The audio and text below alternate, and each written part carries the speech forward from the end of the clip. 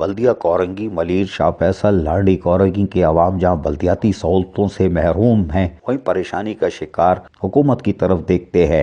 بلدیہ کورنگی فنڈ کا رونا روتے ہوئے اپنی آسائشوں کو جہاں مکمل کر رہی ہے وہیں لانڈی کورنگی ملیر شاہ فیصل کے لوگ پریشان دکھائی دے رہے تھے۔ تاہم پاکستان تحریک انصاف کے رکن قومی اسمبلی اکرم چیمہ نے لانڈی کورنگی ملیر شاہ فیصل والوں کے زخموں پہ مرہم رکھنے کے لیے عملی کاموں کا آغاز کرنے کا فیصلہ کیا اور NA 239 شاہ فیصل ٹاؤن اور ضلع کورنگی میں تعمیراتی منصوبوں کا ٹینڈر اب آ چکا ہے، جس سے یقیناً عوام کو کچھ حد تک آسانی فراہم ہوگی۔ NA 239 کے رکن قومی اسمبلی اکرم چیمہ کے جاری ٹینڈر میں جو کہ 10 جنوری 2020 کو اوپن ہو جائیں گے، ان میں تقریباً 57 کام ہیں۔ ان ترقیاتی کاموں میں پانی کی لائنیں ہوں یا سڑکوں کی مرمت یا سیوریج سسٹم کی درستگی، 57 کام ہیں۔ کاموں سے یقیناً پاکستان تحریک انصاف لانڈی کورنگی ملیر شاہ فیصل کے لوگوں کو اب سہولتوں کی فراہمی کو یقینی بنائے گی۔ بلدیہ کورنگی کی طرف سے بلدیاتی سہولتوں کی عدم فراہمی پہ اب پاکستان تحریک انصاف میدان میں آ رہی ہے، کیونکہ چل چلاؤ کا وقت ہے